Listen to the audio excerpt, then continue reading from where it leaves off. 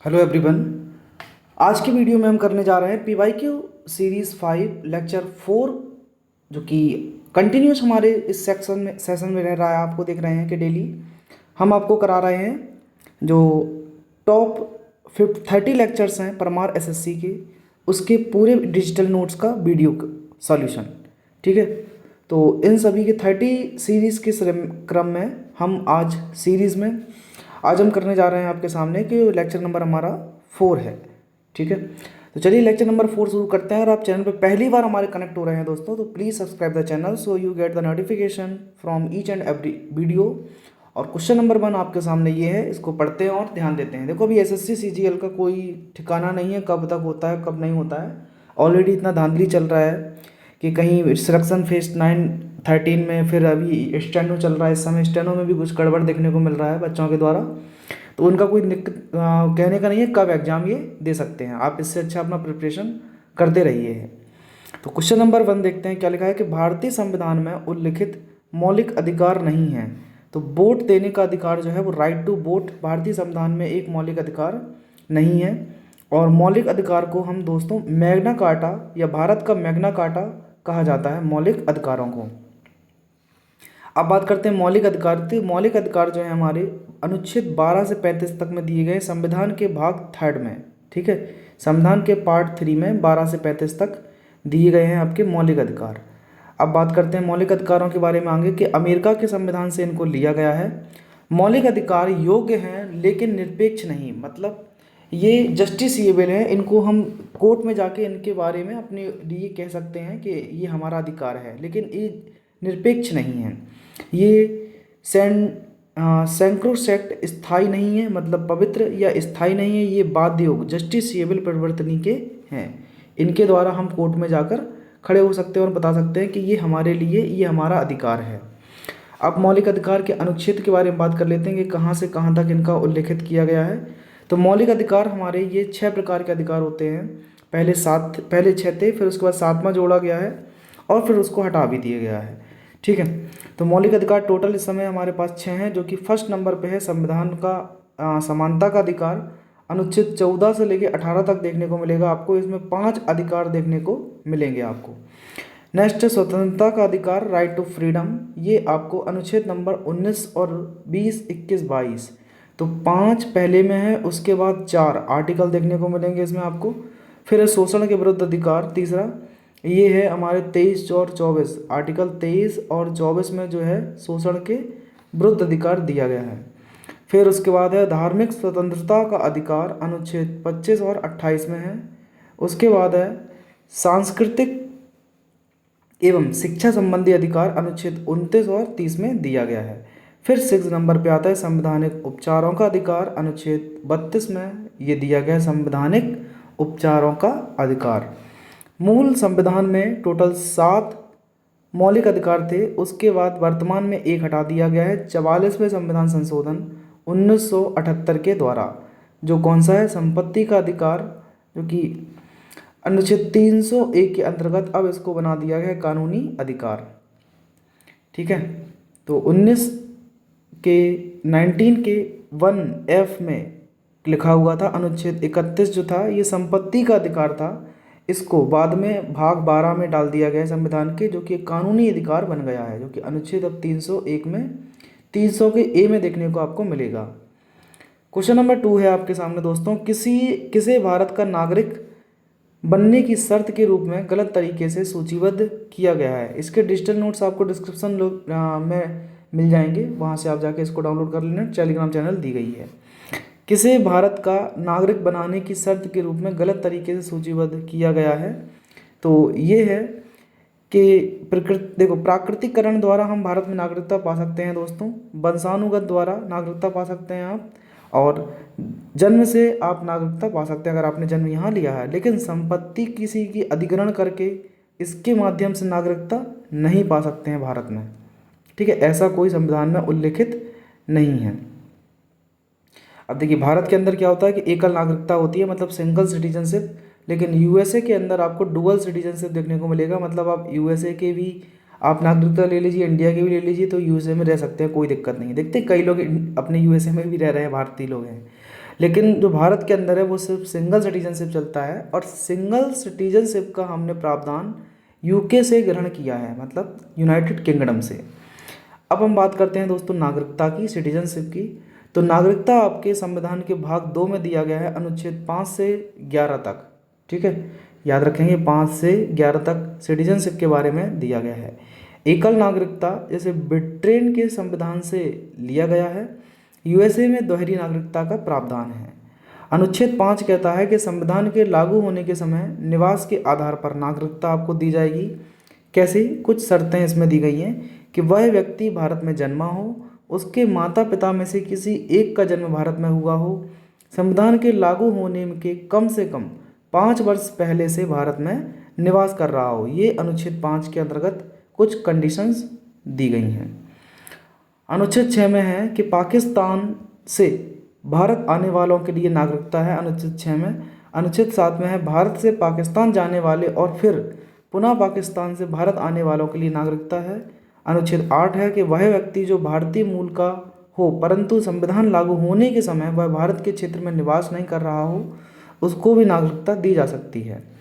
ठीक है। अनुच्छेद 9, किसी अन्य देश की नागरिकता ग्रहण करने पर भारत की नागरिकता स्वतः ही समाप्त हो जाएगी। तो यहाँ से रिमूवल ऑफ द सिटीजनशिप है, आपका सिटीजनशिप खत्म भी हो सकती है।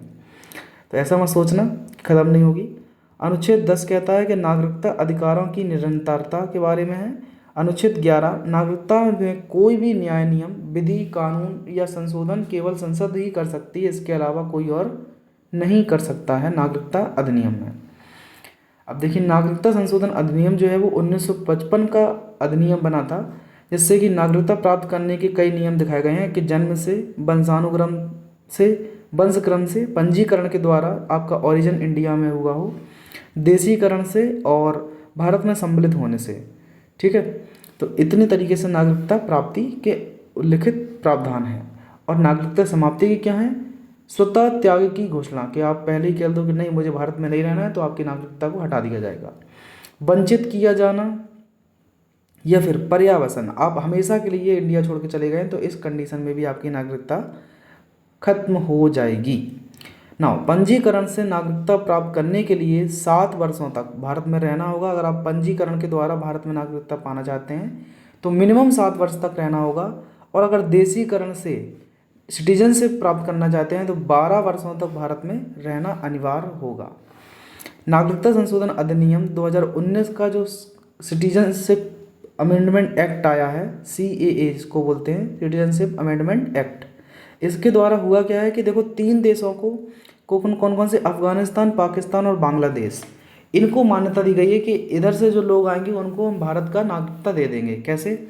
वो इन सिख समुदाय से होना चाहिए। कौन कौन से? हिंदू, सिख, पारसी, बौद्ध, ईसाई और जैन, इसमें मुस्लिम नहीं लिए गए हैं।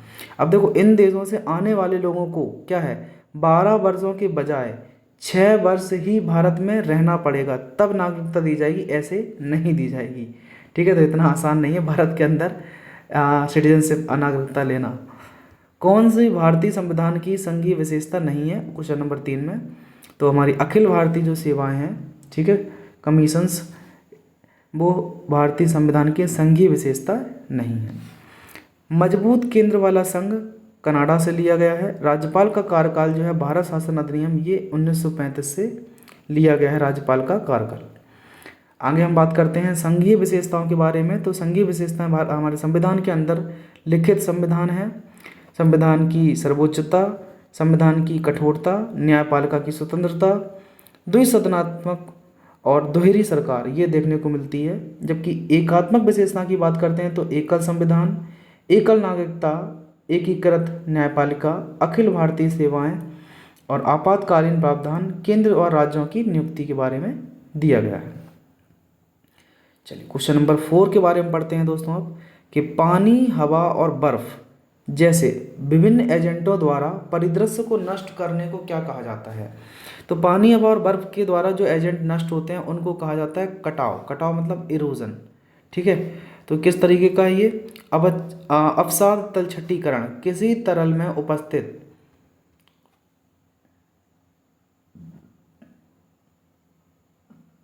कणों का जमीन पर आकार बैठ जाना, ये कहलाता है तलछटीकरण।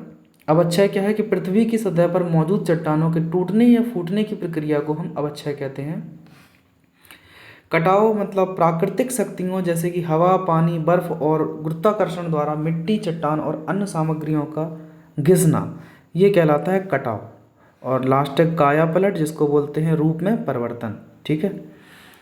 क्वेश्चन नंबर 5 आपके सामने है दोस्तों। 5 देख लेते हैं कि किस प्रकार की चट्टानें कभी आग्नेय या अवसादी थीं, लेकिन पृथ्वी की परपटी के भीतर तीव्र गर्मी और दबाव के परिणामस्वरूप उनका रूपांतरण हो गया। तो वो क्वार्टजाइट चट्टानें थीं। कौन सी दोस्तों?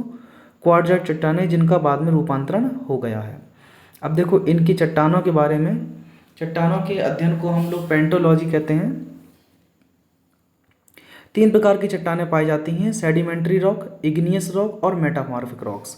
सेडिमेंट्री रॉक का मतलब होता है अवसादी चट्टानें, इग्नियस मीन्स अग्नेय चट्टानें, और जो मेटामॉर्फिक हैं ये होती हैं कायांतरित चट्टानें। अग्नि चट्टानों के बारे में बात करते हैं दोस्तों, मतलब इग्नियस रॉक के बारे में, तो ये अंतर्वेदी मतलब इंट्रूसिव नेचर की होती हैं, और बहिर्वेदी अगर हैं तो एक्सट्रूसिव नेचर की होती हैं। तो अग्नि चट्टानें जो हैं वो आपकी इंट्रूसिव और एक्सट्रूसिव, अंतर्वेदी और बहिर्वेदी दोनों होती हैं। ये इनका निर्माण पृथ्वी के आंतरिक भाग के मैग्मा एवं लावा से होता है। उदाहरण में गैब्रो, ग्रेनाइट, बेसाल्ट और प्यूमाइस याद रखेंगे, ये सभी अग्नि चट्टान हैं। नाम फिर से याद रखिए एग्जाम्पल: ग्रेवो, ग्रेनाइट, बेसाल्ट और प्यूमाइस। ठीक है। जिसमें कि आप देख सकते हैं कि जो इंट्रूसिव इग्नियस रॉक होती हैं वो महाद्वीपीय क्रस्ट का निर्माण करती हैं, जो एक्सट्रूसिव आपकी इग्नियस रॉक होती हैं वो महासागरीय क्रस्ट का निर्माण करती हैं। ठीक है। देखो एग्जाम्पल्स ये दिए गए हैं नीचे, इनको आप पढ़ सकते हैं जो मैंने अभी बताए हैं। दूसरा आता है अवसादी चट्टान। तो अवसादी चट्टानों के अवक्षय एवं अपर्दन के उपरांत परत जैसी ठोस रूप से निर्मित चट्टानें बन जाती हैं। अवसादी चट्टानों में जीवाश्म देखने को मिलते हैं। इसमें लिथीफेक्शन होता है, दबाव के कारण ठोस सतह द्रव को बाहर निकालने के बाद तलछट के धीरे धीरे ठोस चट्टान के बदलने की प्रक्रिया को हम क्या कहते हैं? लिथीफेक्शन कहते हैं। लिथीफेक्शन आपको अवसादी चट्टानों में देखने को मिलता है। एग्जाम्पल देखेंगे लिथीफेक्शन के द्वारा बनी अवसादी चट्टान की, तो अवसादी चट्टान के जो कई सारे आपको एग्जाम्पल देखने को मिलेंगे वो एग्जाम में आए हुए भी हैं: चॉक, सैंडस्टोन, सेल, डोलोमाइट, सिलस्टोन, कोल, कॉन्ग्लोमेरेट और ये लाइमस्टोन, जिप्सम और जिप्सम। ये इतने एग्जाम्पल्स, तो इनको ज़रूर देख लेना कि देखो चॉक हुआ, चैट हुआ, सैंडस्टोन है, सेल है, डोलोमाइट है, कॉन्ग्लोमेरेट है, कोल और लाइमस्टोन और लास्ट में ये जिप्सम। ये सभी एग्जाम और रॉक साल्ट, ये सभी एग्जाम में देखने को कई बार मिले हैं इनमें से। नेक्स्ट लाता है हमारा लास्ट कायांतरित चट्टान, मेटामॉर्फिक रॉक्स जिनको हम बोलते हैं। तो अग्नि और अपसादी सेलों में ताप और दाब के कारण परिवर्तन या रूपांतरण हो जाते हैं। इससे कारण कायांतरित सेल का निर्माण होता है। जैसे कि ग्रेनाइट आपका नीस में बदल जाएगा, सेल स्लेट में, और बलुगा पत्थर क्वार्टजाइट में।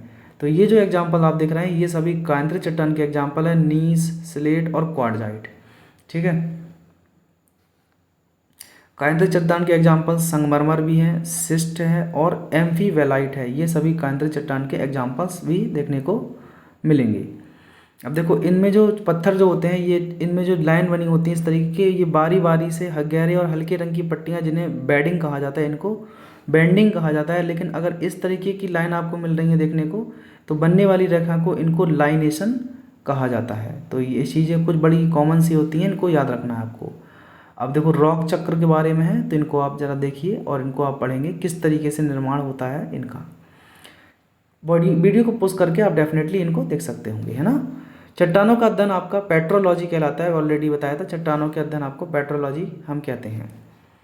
क्वेश्चन नंबर 6 है कि सामान्यतः मीटर से अधिक ऊंचाई वाली खाड़ी पहाड़ी को पर्वत के रूप में वर्गीकृत किया जाता है। तो सामान्यतः 600 मीटर से अधिक ऊंचाई वाली खड़ी पहाड़ी को पर्वत के रूप में वर्गीकृत किया जाता है। विश्व की छत, जिसको हम तिब्बत का पठार या पामीर का पठार कहते हैं। तो प्लेट्यू जो है, प्लेट्यू मतलब इनकी जो ऊंचाई होती है वो 600 मीटर तक देखने को मिलती है आपको प्लेट्यू की। क्वेश्चन नंबर 7 है दोस्तों कि चाली, झुमरा और नाटू भांगी किस भारतीय शास्त्रीय नृत्य से संबंधित हैं? तो चाली झुमरा और नाटू भांगी जो है वो सत्रिया नृत्य से संबंधित है। सत्रिया डांस एक असम का वैष्णवाइट फॉर्म ऑफ डांस है, जिसके जो संपादक हैं या गुरु हैं वो गुरु शंकर देव जी हैं। सत्रिया डांस के father of the Sattriya dance, जिनको हम कहते हैं गुरु शंकर देव। और 2000 में शास्त्रीय नृत्य का दर्जा दिया गया था सत्रिया नृत्य को। ब्याह गोवा ओजहा ये सत्रिया है। विषय थीम की बात करते हैं तो भगवान कृष्ण से संबंधित है, क्योंकि ये वैष्णवाइज फॉर्म ऑफ डांस है, वो तो भगवान कृष्ण से संबंधित है। असम का संगीत जो कि बोर गीत है। अंकीय नाट नृत्य भावना से संबंधित है, जो कि सत्रिया से संशोधित संस्करण है। चाली झुमरा नाटू और भांगी ये सब असम के ही डांस हैं। प्रतिवादक की बात करते हैं, कुछ एक्सपोनेंट्स दिए गए हैं आपको सत्रिया डांस के। तो जतिन गोस्वामी बड़े इंपॉर्टेंट हैं ये। भूपेन हजारिका जिनको भारत रत्न दिया गया 2019 में। सत्रिया डांस के प्रमुख संपादक हैं गुरु घंटा कंटा बोरा और इंदिरा बोरा। देखो जहाँ बोरा मिल जाए तो वो असम में है। मोनोग्राम दत्ता, कृष्णाक्षी कश्यप, मीनाक्षी मेघी और सरोदी सेकिया ये सब असम के सत्रिया डांस के एक्सपोनेंट आपको देखने को मिल रहे हैं। नेक्स्ट है मेघालय का लोकप्रिय पारंपरिक नृत्य त्यौहार कौन सा है? तो वो है चाड़ सुकरा। क्या है? चाड़ सुकरा, और जो कि खासी जनजाति के रूप में मनाया जाता है। और ये चाड़ सुकरा जो है वो बुवाई उत्सव है। कैसा उत्सव है? बुवाई का उत्सव। मतलब इस समय जो बुवाई की जाती है उस समय चाड़ सुकरा त्यौहार मनाया जाता है। कहाँ? मेघालय में। ठीक है, खासी जनजाति मनाती है। अब देखो गारो, खासी और जयंतियाँ 3 प्रकार की ये पहाड़ियाँ होती हैं। कहाँ पर? मेघालय के अंदर, जो कि आपका छोटा नागपुर प्लेट्यू है, छोटा नागपुर पठार, उसका ही एक्सटेंशन है ये मेघालय के एक्चुअली में गारो खासी जयंतियाँ। तो सबसे ज़्यादा जो बारिश होती है वो खासी पहाड़ी में देखने को मिलती है। और अब हम बात करते हैं फेस्टिवल की, तो गारो जनजाति में आपका बांग्ला या 100 ड्रम फेस्टिवल जिसको हम बोलते हैं मनाया जाता है। खासी में नोक्रिम फेस्टिवल और जयंतिया में बेहदिन खलाम फेस्टिवल मनाया जाता है। कहाँ? मेघालय के अंदर दोस्तों। क्वेश्चन नंबर 9 है कि गौर मारिया जो है वो किस राज्य का एक नृत्य है? तो गौर मारिया छत्तीसगढ़ का एक डांस फॉर्म है जो खुशी और आह्वान का प्रसिद्ध कला रूप है। यह एक समूह नृत्य है और इस नृत्य में पुरुष और महिला दोनों उत्साहपूर्वक भाग लेती हैं। तो गौर मारिया जो है वो डांस कहाँ का है देखने को मिलेगा आपको? ये छत्तीसगढ़ का डांस है। अब कुछ हम एक ट्रिक के माध्यम से इन छत्तीसगढ़ के डांस को पढ़ लेते हैं। तो ये दिया गया है कि अक्सर सुबह कर्म ना करके गेंडिया मारते हैं। मतलब जो सुगा होते हैं, सुगा मतलब तोता, ये कर्म ना करके गेंडिया मारते हैं, पागलपंथी करते हैं और पांडवों के साथ झूमर के लिए सैला डांस करते हैं। तो याद रखेंगे, अक्सर से अक्सर डांस या अक्सर से अक्सर डांस होगा, अक्सर से कक्सा डांस होगा। ठीक है, सुगा से सुगा नाचा या पैरेट डांस है। कर्म से कर्म नाचा, गेंडिया से गेंडी डांस, मारते से गौर मारिया डांस, पागलपंथी से पंथी नाच, पांडवों से पंडवानी डांस, जो कि तीजन बाई इसकी फेमस एक्सपोनेंट हैं पंडवानी डांस की, जिनको 1988 में पद्मश्री, 2019 में पद्म विभूषण और 2003 में पद्म भूषण जैसे अवार्ड मिल चुके हैं तीजन बाई को पंडवानी नृत्य के लिए। झूमर डांस और सेला डांस मतलब सेला डांस। ठीक है, तो ट्रिक के माध्यम से आप ये डांस याद कर लेंगे। अब देखो कक्सर नृत्य जो है वो बस्तर की अबू झमड़िया जनजाति द्वारा मनाया जाता है। सुगा नाचा या तोता नाच जो है वो कमर जनजाति द्वारा मनाया जाता है। कर्मा नाचा कर्म वृक्ष को समर्पित है। गेंडी नृत्य बैगा जनजाति द्वारा मनाया जाता है और पंथी नृत्य जो है वो सतनामी पंथ द्वारा मनाया जाता है। पंडवानी नृत्य कहानी सुनाने वाला नृत्य है जो कि महाभारत की कहानी प्रदर्शन करता है। इस नृत्य की प्रसिद्ध कलाकार तीजन बाई देखने को मिलती हैं, जो कि 2019 में पद्म विभूषण अवार्ड से सम्मानित की गई थी। उषा बारले को 2023 में पद्मश्री मिला है इसी पंडवानी नृत्य के लिए। और सैला नृत्य भी आपका भील जनजाति द्वारा किया जाता है। गुजरात के कुछ डांस फॉर्म देख लेते हैं कि गुजरात की गोपियाँ डांडियाँ खेलने सीढ़ियों से मटक के पधार रही हैं। तो गुजरात की मतलब गुजरात है, और गोपियाँ तो गोपी रास और गरबा डांस ये गुजरात का है। डांडिया डांस ये भी गुजरात का है। भवई, टिप्पनी, पिंछुदो और हुडो, पधार, सिद्धि धमाल, लास और मुटुकाटी ये सब गुजरात के डांस फॉर्म देखने को मिलेंगे। अब इनके बारे में ज़रा देख लेते हैं डिटेल्स में कि गरबा जो है वो नवरात्रि के दौरान आरती से पहले किया जाता है। डांडिया जो है वो आरती के बाद, ठीक है, तो आरती से पहले तो गरबा होगा और आरती के बाद क्या होगा, डांडिया। इसमें क्या होता है कि यह नृत्य माता दुर्गा और महिषासुर के बीच नकली लड़ाई को दर्शाता है, आपका डांडिया डांस। टिप्पणी जो है वो चेरवाड़ जिले में कोली और खासा जनजाति की महिलाओं द्वारा प्रस्तुत किया जाता है, और हुडो जो है वो भारवाड़ जनजाति या गड़रिया समुदाय द्वारा प्रदर्शित किया जाता है। पधार डांस जो है मछुआरे समुदाय मनाते हैं, पधार डांस। ठीक है, अब राजस्थान की ओर बढ़ते हैं हम अपने, हमारा राजस्थान। तो राजस्थान जो है वो राजा गंगा कल घूम रहे थे 4 थाली लेकर सुसैनी के साथ। तो ये ट्रिक है, गंगा से गढ़गौर डांस, कल से कालबेलिया डांस, घूम से घूमर डांस, और 4 थाली लेकर, तो थाली से 13 ताली डांस, सुसैनी से सुईसिनी डांस, और 4 से चारी या चरकुला डांस। चरकुला तो मध्य प्रदेश का है, उत्तर प्रदेश का है ये चरकुला। और यहाँ पर जो चारी डांस है जो कि गुर्जर समुदाय द्वारा किया जाता है। कालबेलिया एक यूनेस्को द्वारा मान्यता प्राप्त डांस है जो कि राजस्थान का है। ठीक है, जिसकी जो एक्सपोनेंट है गुलाबो सपेरा, सबसे फेमस एक्सपोनेंट है कालबेलिया डांस के लिए। गणगौर देवी पार्वती के लिए प्रदर्शित एक डांस है जो कि त्यौहार गणगौर, जो कि 18 दिन तक किया जाता है इसको, गणगौर को। कालबेलिया जान सांप जनजाति द्वारा किया जाता है जो कि गुलाबो सपेरा इसके लिए फेमस है। घूमर डांस है जो देवी सरस्वती की पूजा भील जनजाति द्वारा की जाती है, और 13 ताली कमर जनजाति द्वारा किया जाता है। चारी डांस जो है वो गुर्जर द्वारा प्रदर्शन महिलाओं का समूह करता है, चारी डांस। क्वेश्चन नंबर 10 है दोस्तों, आनंद नीलकंठ के पहले उपन्यास का शीर्षक कौन सा है? तो ये असुर पराजितों का कथा। तो आनंद नीलकंठन के पहले उपन्यास का शीर्षक जो देखने को मिला है वो असुर पराजितों की कथा है। ठीक है, अब कुछ एक्स्ट्रा फैक्ट्स देख लेते हैं इस क्वेश्चन में, कि गांधी जी द्वारा बुक लिखी गई सत्य के साथ मेरे प्रयोग, बाणभट्ट की जो पुस्तक है कादम्बरी और हर्षचरित है, हर्षवर्धन के दरबार में कवि था कौन? बाणभट्ट। अमीश त्रिपाठी जो है मेलुहा के अमर, scion of Ikshvaku, Sita, warrior of Mithila, Ravan, legend of सचदेव, ओथ ऑफ वायुगुप्ता और सीक्रेट ऑफ नागा, ये सब अमीश त्रिपाठी की किताब हैं। देवदत्त पटनायक जो है Sita and illustrated retelling of Ramayana, myth या मिथ्या, या 7 सीक्रेट ऑफ विष्णु, ये दोनों किताबें भी आपको देवदत्त पटनायक की देखने को मिलेंगी। क्वेश्चन नंबर 11 है दोस्तों, कि प्रारंभिक वैदिक अर्थव्यवस्था मुख्य रूप से किस गतिविधि पर आधारित थी? ठीक है, I think you enjoy the video. देखो आप इन वीडियो को पढ़ने आए हैं, वीडियो से देखने आए हैं अच्छे से, तो आप उसको बस पढ़ के और जाएंगे अच्छे से, है ना। इसमें कहीं ऐसा ना हो कि समझ नहीं आ रहा है, ये नहीं आ रहा है। आप देखो जब रिवीजन मारोगे दोस्तों तब समझ में आता है अच्छे से, रिवीजन करना पड़ता है 2 से 3 बार आपको। तो अभी तो एक बार आप वीडियो देख लो, दोबारा आपके डिजिटल नोट डाउनलोड करके इनको आप यहाँ से रीड कर लो तो क्लियर हो जाएगा। उसके बाद खुद बना के एक बार लिख लो, वो भी क्लियर है।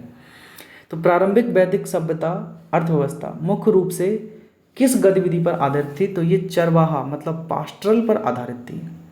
अब जरा वैदिक सभ्यता के बारे में बात करते हैं दोस्तों। तो ये 1500 से लेकर 1600 बिफोर क्राइस्ट तक रहा था, बीसी तक। इसमें 2 प्रकार की सभ्यताएं देखने को मिली, पूर्व वैदिक काल और उत्तर वैदिक काल। पूर्व वैदिक काल 1500 से 1000 तक रहा है, और उत्तर वैदिक काल 1000 से 600 बीसी तक देखने को मिला है। पूर्व वैदिक काल की बात करते हैं तो बाल विवाह प्रचलन में नहीं था इस समय पर, विधवा पुनर्विवाह होते थे, नियोग विधवा पति के छोटे भाई से शादी करती थी, पितृसत्तात्मक समाज था, गायों को पवित्र एवं अमूल्य संपत्ति माना गया उस समय, अघन्य कहा जाता था गाय को, गोमत जो है वो धनी व्यक्ति को कहा जाता था। अब राजनीति के बारे में बात करते हैं। इस समय पर कैसी राजनीति थी? तो राजतंत्र शासन प्रणाली थी भैया। सभा कुछ विशेष अधिकार प्राप्त लोगों के समुदाय का समूह को सभा कहते थे, समिति जो है वो आम लोगों का समुदाय था, और विधाता जो है वो धार्मिक उपदेशों के लिए था। उत्तर वैदिक काल में राजनीतिक व्यवस्था केंद्रीकृत थी, इसमें कि सभा, समिति और विधाता जैसे चीज़ें देखने को मिली। औरतों को बैठने की अनुमति इस समय नहीं थी राजनीतिक व्यवस्था में। समाज की बात करते हैं तो समाज वर्ण में विभाजित था, ब्राह्मण, क्षत्रिय, वैश्य और शूद्र। क्षत्रिय व्यापार और शूद्र जो है वो नौकरी या नौकर कहते थे शूद्र को। महिलाओं की स्थिति अच्छी नहीं थी भैया राजनीतिक के समय पे, और गोत्र प्रणाली का उदय हुआ इस समय, और 4 आश्रम को विभाजित किया गया कि ब्राह्मण, गृहस्थ, वानप्रस्थ और संन्यास। ठीक है, तो ये 4 आश्रम को लिया गया उस समय पर। क्वेश्चन नंबर 12 है कि भगवान महावीर को मोक्ष कहाँ प्राप्त हुआ। तो भगवान महावीर को मोक्ष प्राप्ति हुई जो वो पावापुरी पटना में हुई है। श्रवणबेल गोला में इन्होंने चंद्रगुप्त मौर्य द्वारा संलेखन व्रत से प्राण त्याग किया। कर्नाटक जो कि श्रवणबेलगोला जो कि कर्नाटक में स्थित है, यहाँ पर महामत्स्य अभिषेक उत्सव होता है जो कि गोमतेश्वर की बाहुबली की जो प्रतिमा है उसका। ठीक है, और हर 12 साल में ये आयोजित किया जाता है महामत्स्य अभिषेक। माउंट आबू दिलवाड़ा जैन मंदिर स्थित है यहाँ पर, जो कि वास्तुपाल बंधुओं द्वारा निर्मित किए गए थे। माउंट आबू राजस्थान में है। अब जरा महावीर जी के बारे में बात कर लेते हैं। तो 24वें तीर्थंकर थे जैन धर्म के। फर्स्ट नंबर के हैं ऋषभदेव, जिनको जो चिन्ह था बैल था। 22वें नंबर के अरिष्टिनेमि थे, और 23वें नंबर के पार्श्वनाथ जी, मतलब इनका जो चिन्ह था वो सर्प था। ये थे महावीर जी के जैन धर्म के प्रवर्तक। वर्धमान महावीर का जन्म जो है वो 540 BC लगभग कुंडल ग्राम वैशाली बिहार में हुआ था। मतलब लगभग में 540 बिफोर क्राइस्ट में हुआ था, लेकिन एग्जैक्ट जगह तो यही है, कुंडल ग्राम विशाल बिहार में। इनकी मृत्यु 468 बिफोर क्राइस्ट 72 वर्ष की उम्र में हुई है, और पावापुरी पटना या बिहार शरीफ में इनकी मृत्यु हुई है। पिता की बात करते हैं तो महावीर स्वामी के पिता का नाम सिद्धार्थ था, और ये गौतम बुद्ध के बचपन का नाम सिद्धार्थ था। ये क्षत्रिय कुल से निवास करते थे। इनकी माता का नाम त्रिशला था वर्धमान महावीर के। इनकी पत्नी का नाम यशोदा था। ठीक है, और भगवान बुद्ध के ये पत्नी का नाम यशोधरा था, ये ध्यान रखोगे। पुत्री की बात करते हैं तो अन्नोजा प्रियदर्शिनी, जिसके पति थे जमाली, जो कि महावीर के प्रथम अनुयायी बनी। गृह त्याग इन्होंने 30 वर्ष की आयु में कर दिया, जो कि मखली गोसाल आजीविका संप्रदाय वहाँ जाकर रहने लगे। ज्ञान प्राप्त इनको 42 साल की अवस्था में हुआ, साल वृक्ष के नीचे ऋजुपालका नदी के तट पर, जहाँ से इन्होंने केवल्य की प्राप्ति की, और इस प्रथम उपदेश दिया पावापुरी पटना में। बसादिस जैन मठ दक्षिण भारत में स्थित है, याद रखेंगे बसादिस। ठीक है, केवलिन जो है पूर्ण ज्ञान को कहते हैं, और जितेंद्रियां जो है इंद्रियों पर विजय पाने वाला होता है, उसे कहते हैं जितेंद्रिय। जीवन के 5 सिद्धांत दिए हैं अणुव्रत, अहिंसा, सत्य, अस्तेय, ब्रह्मचर्य और अपरिग्रह। हिंसा ना करना, सत्य बोलना, चोरी ना करना, ब्रह्मचर्य का पालन करना, भौतिक सुख से दूर रहना, ये सभी जैन धर्म के दिए गए 5 अणुव्रत हैं। जैन धर्म में 3 आपको ज्ञान देखने को मिलेंगे, 3 उपदेश हैं। कौन कौन से? सम्यक ज्ञान, सम्यक आचरण और सम्यक दर्शन। क्वेश्चन नंबर 13 लेते हैं दोस्तों। 13वां क्वेश्चन है कि वर्ष 1320 से 1414 तक दिल्ली पर शासन करने वाले तुगलक वंश के शासकों का सही कालानुक्रम व्यवस्थित कीजिए। तो दिल्ली पर जो तुगलक वंश था, इसमें गयासुद्दीन तुगलक, फिर मोहम्मद बिन तुगलक और फिरोज शाह तुगलक आए हैं। उसके बाद उलूग खान की उपाधि किसको दी गई थी? बलबन को, क्योंकि नसरुद्दीन मोहम्मद द्वारा दी गई थी उलूग खान की उपाधि। सुल्तान बलबन के अधीन बंगाल के गवर्नर तुगरिस बेल ने बलबन के खिलाफ विरोध कर दिया और 1279 में खुद को बंगाल का स्वतंत्र शासक घोषित कर दिया।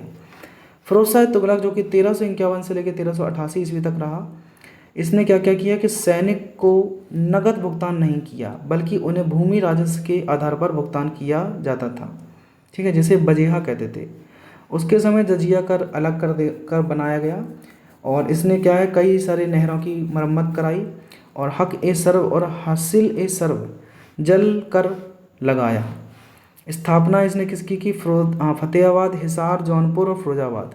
ठीक है, जौनपुर की बात करते हैं तो मोहम्मद बिन तुगलक के नाम पर इसको नाम रखा गया जौना। दिल्ली में एक अस्पताल की स्थापना हुई, दर उल इस्तिफाकी। नया विभाग बना दीवान खैरात, गरीब लड़कियों की शादी के लिए दीवान खैरात। उनके प्रधानमंत्री जो बने खान ए जहां मकबूल, और इक्ता व्यवस्था को वंशानुगत कर दिया गया है। अगला है कि तैमूर का आक्रमण 1398 ईस्वी में, जो कि तैमूर एक मंगल था, अंतिम मुगल शासक मोहम्मद शाह तुगलक के दौरान था ये। कुतुब मीनार का निर्माण की बात करते हैं दोस्तों। कुतुब मीनार हमारी 72 मीटर लंबी है।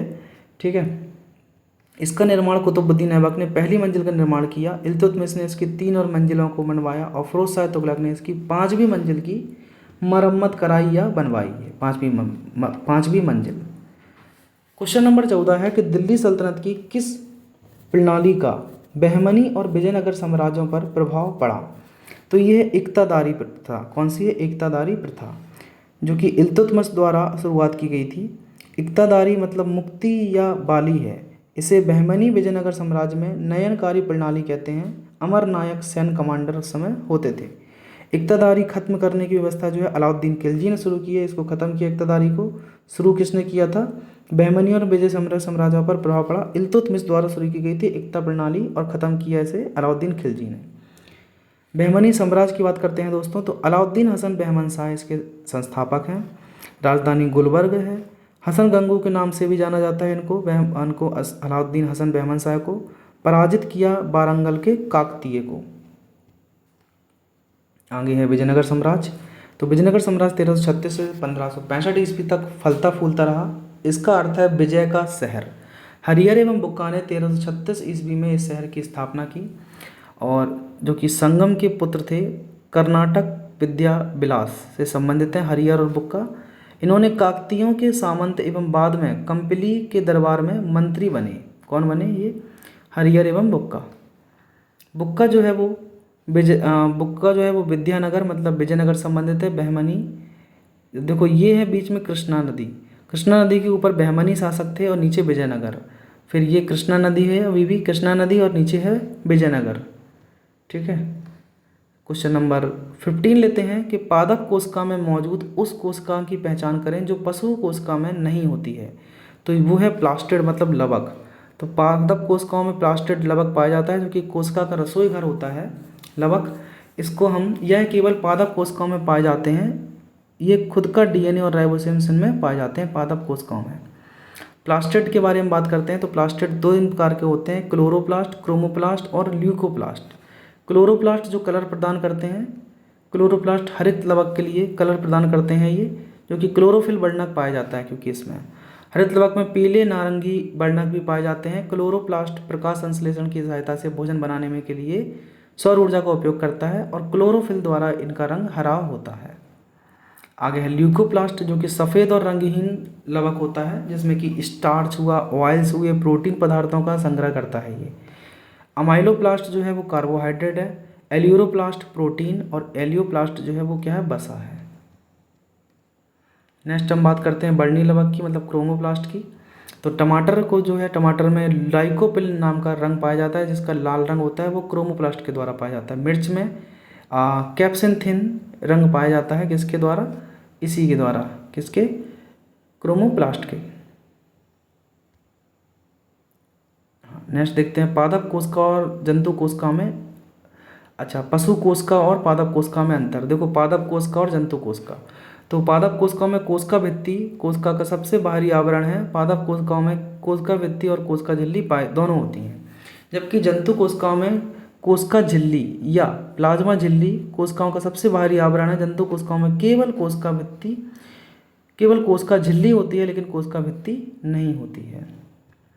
ठीक है। रिक्तिकाएँ इसमें बड़ी होती हैं और केंद्र में उपस्थित होती हैं। रिक्तिकाएँ इसमें छोटी होती हैं और कोशिका द्रव्य में समान रूप से विस्तृत होती हैं। पादप कोशिकाओं में प्लास्टिड होते हैं लवक, जबकि जंतु कोशिकाओं में प्लास्टिड लवक अनुपस्थित होते हैं। पादप कोशिकाओं में लाइसोसोम्स अनुपस्थित होता है और इसमें लाइसोसोम्स उपस्थित होता है, पाचक एंजाइम जिसको हम बोलते हैं। साइटोप्लाज्म पतला होता है और केंद्रीय रिक्तिकाओं के कारण परिधि की ओर धकेला जाता है, जबकि इसमें जो साइटोप्लाज्म है वो सघन एवं दानेदार होता है। यह संपूर्ण कोशिका में समान रूप से फैला हुआ होता है। अब कुछ सेल्स के बारे में बात कर लेते हैं दोस्तों, कि सबसे बड़ी सेल जो कोशिका है वो है शुतुरमुर्ग का अंडा। सबसे छोटी जो कोशिका है वो माइक्रोप्लाज्मा बैक्टीरिया है। सबसे बड़ी कोशिका मानव की बात करते हैं तो वो अंडाणु ओवम है, और सबसे छोटी जो है मानव में वो है शुक्राणु। ठीक है। पुरुषों की बात करते हैं तो सबसे बड़ी पुरुषों में आपको न्यूरॉन्स देखने को मिलेंगे सबसे लंबी, और महिलाओं में जो सबसे छोटी है वो आरबीसी देखने को मिलेगी। नाभिक के बारे में बात करते हैं, न्यूक्लियस। तो न्यूक्लियस क्या है? एक सेलुलर घटक है जिसकी खोज रॉबर्ट ब्राउन ने की थी, जिसको हम कोशिका का मस्तिष्क कहते हैं, मतलब ब्रेन ऑफ द सेल कहते हैं न्यूक्लियस को, जो कि विभिन्न कोशिकांगों की गतिविधियों को नियंत्रित करता है। ये बिल्कुल मध्य में स्थित होता है, आकार में बड़ा, सबसे बड़ी कोशिका संरचना है। वैक्यूल्स रिक्तिकाएं कोशिका क्यों तीक्ष्णता और कठोरता प्रदान करती हैं? Vacuoles. Question number 16, last 4 question और देख लेते हैं कि भारत की जनगणना 2011 के अनुसार भारत में तीसरी सबसे बड़ी बोले जाने वाली जो भाषा है वो कौन सी है? तो पहली सबसे ज़्यादा बोले वाली भाषा है हिंदी, उसके बाद इंग्लिश, फिर बंगाली और मराठी। तो हिंदी, इंग्लिश, बंगाली और मराठी में याद रखेंगे। तीसरी सबसे ज़्यादा बोले जाने वाली भाषा है बंगाली, ठीक है, जिसको 107 मिलियन लोग बोलते हैं। टोटल 8.9% पॉपुलेशन बोलता है टोटल में से। सबसे कम बोले जाने वाली भाषा संस्कृत है, याद रखेंगे। अब देखो 8वीं अनुसूची संविधान की जो है वो इसमें भाषाओं का उल्लेख है। मूल संविधान में टोटल 14 भाषाएं थीं, लेकिन वर्तमान में इस समय 22 भाषाएं देखने को मिलेंगी। 21वें संविधान संशोधन 1967 के तहत सिंधी भाषा को जोड़ा गया और 71वें संविधान संशोधन 1992 के तहत नमक को जोड़ा गया। नमक मतलब नेपाली, मणिपुरी और कोंकणी। जब आप 21 में 71 जोड़ते हैं तो बन जाता है 92। तो 92वां संविधान संशोधन 2003 में हुआ, जो कि मैथिली, संथाली, बोडो और डोगरी भाषाओं को जोड़ा इसने। और 96वां संविधान संशोधन अभी हुआ है रिसेंटली, तो इसमें उड़ीसा को उड़िया कर दिया है और कुछ नहीं है, ठीक है। कौन सी योजना माइक्रो फाइनेंस प्रकार की पहल से संबंधित नहीं है? तो उज्ज्वला योजना है जो वो माइक्रो फाइनेंस प्रकार की पहल से संबंधित नहीं है, जिसमें कि मुफ्त एलपीजी सिलेंडर 1 मई 2016 बलिया से शुरू हुआ था। ये नहीं है माइक्रो फाइनेंस की। बकाया जनधन योजना 2014, जीविका परियोजना बिहार, इंदिरा क्रांति प्रथम परियोजना ये आंध्र प्रदेश से शुरू हुई थी। सूक्ष्म वित्त संस्थाओं के बारे में बात करते हैं। तो सूक्ष्म वित्त माइक्रो फाइनेंस जो इंस्टीट्यूशन है, इसकी स्थापना या जनक किसके कहे जाते हैं? मोहम्मद यूनुस, जो कि बांग्लादेशी ग्रामीण बैंक की इन्होंने स्थापना की। 2006 में इनको नोबेल पुरस्कार मिला इसके लिए।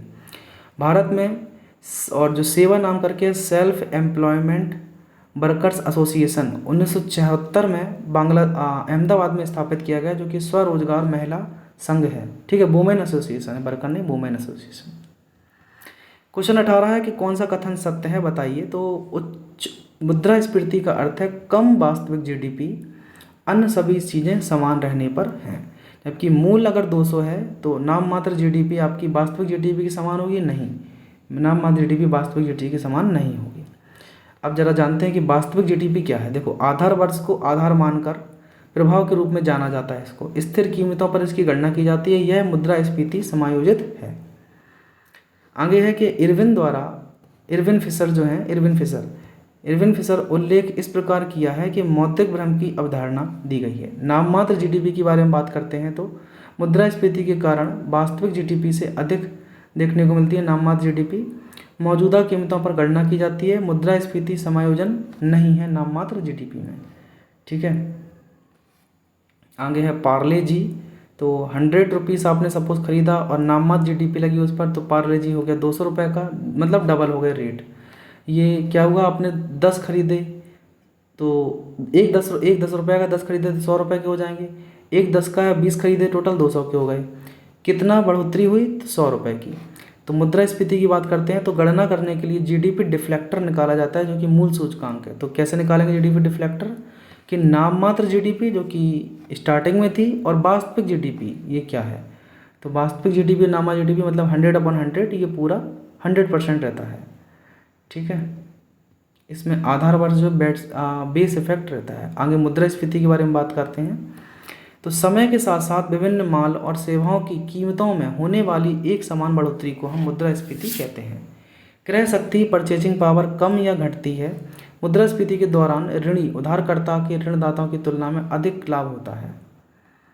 Question number 19 last second question के दिए गए विकल्पों में से वह विकल्प चुने जो लेड नाइट्रेट की अपघटन अपक्रिया का उत्पाद नहीं है। तो वो है नाइट्रोजन, ठीक है।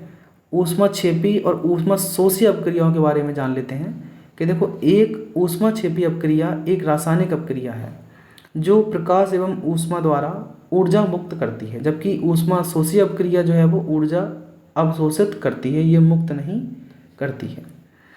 कॉम्बिनेशन रिएक्शन, जब एक एकल उत्पाद 2 या 2 से अधिक अपकारकों में बनता है उसे हम कॉम्बिनेशन रिएक्शन कहते हैं। ऊष्माक्षेप की अपक्रिया के उदाहरण हैं जैसे CaO कैल्शियम ऑक्साइड, बिना बुझा चूना, उसमें पानी मिलाया आपने अभिकारक, तो क्या बना? बुझा हुआ चूना उत्पाद CaOH का ऑल्टवाइज प्लस ऊष्मा निकल गई वहाँ से बाहर।